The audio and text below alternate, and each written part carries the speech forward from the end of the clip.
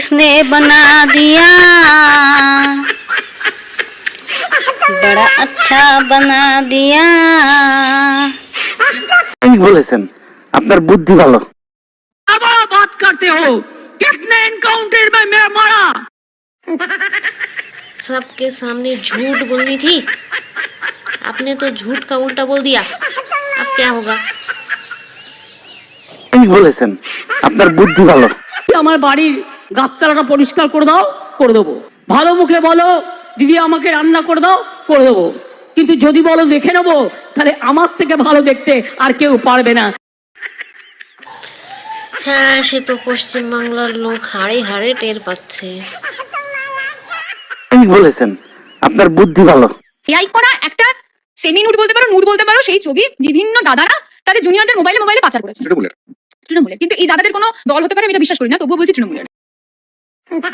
তুমি আশা কথা কও না মিছে কথা কও, কেউ তো বুঝবার পারে না।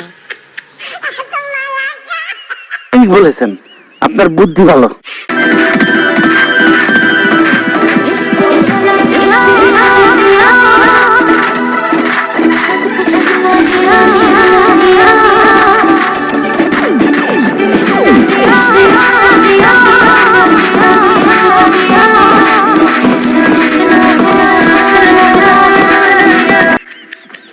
गाने का बैंड बजा दिया,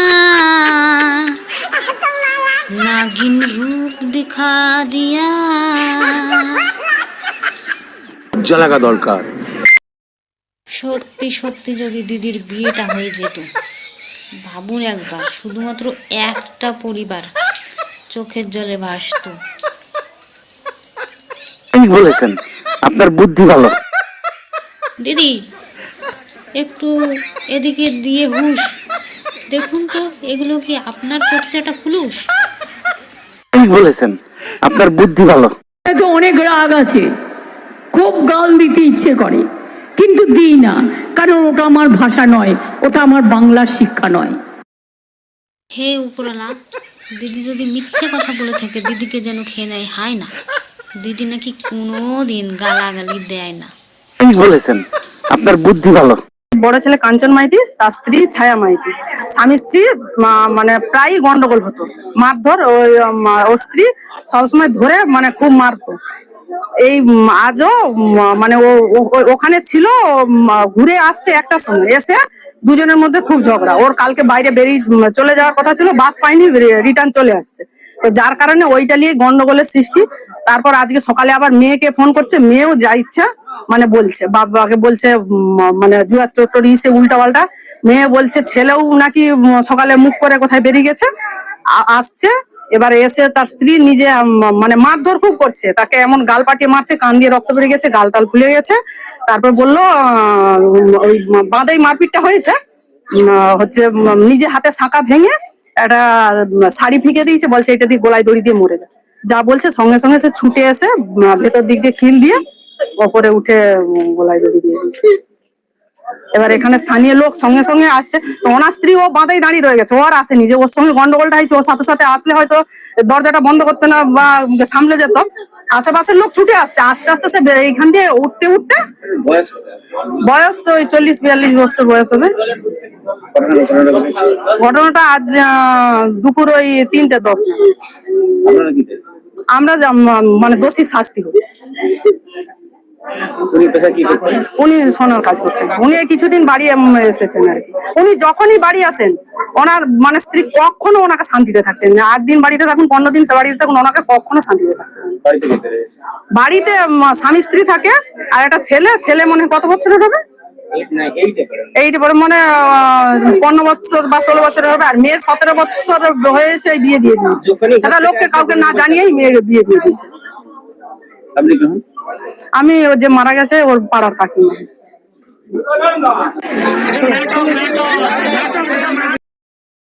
একটা পুরুষের সাথে অন্যায় হলে সে কেন বিচার পায় না?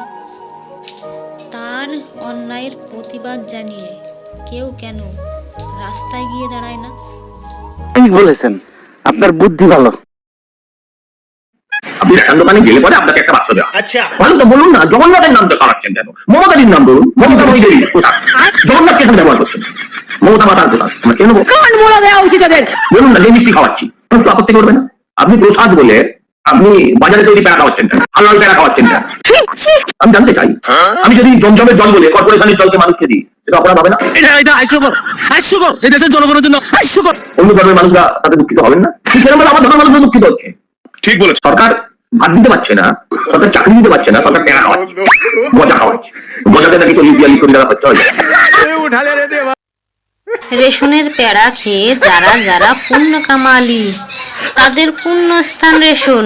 ভগবান মমতাময়ী দেবী, রেশন আনতে যেতে হলে মনে করে নিয়ে যেতে হয় রেশন কার্ড। এখন থেকে না হয় নিলি ধূপ ধুনা, সামান্য ফুল আর একটু প্রসাদ।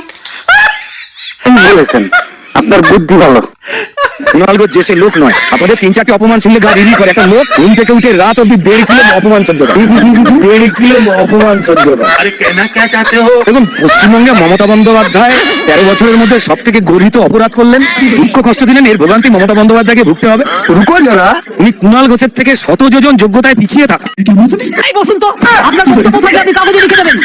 বিভিন্ন পুরনো কাণ্ডে নাম জড়ানো এমন একটা লোককে পুলিশ কমিশনার করলেন, এটা ঠিক হয়নি। আচ্ছা এ কুণাল ঘোষের গালে সপাটে আওয়াজ মারছে, এখানে ইকো হচ্ছে সাইবেরিয়া। কুণাল ঘোষকে যে অসম্মানটা করলেন পুলিশ কমিশনার না করে, মমতা বন্দ্যোপাধ্যায় টের পাবেন। আপনার বাড়ির সামনে দেখুন না, সকালবেলা উঠোনে কি করে দিয়ে যায় কুণাল ঘোষ। ये सब क्या देखना पड़ रहा है? अच्छा है मैं अंधा हूँ। পশ্চিম বাংলার লোক জানে কুণাল ঘোষ কতটা ভালো মানুষ। ছি দিদি, তাকে একটু সম্মান দিলেন না।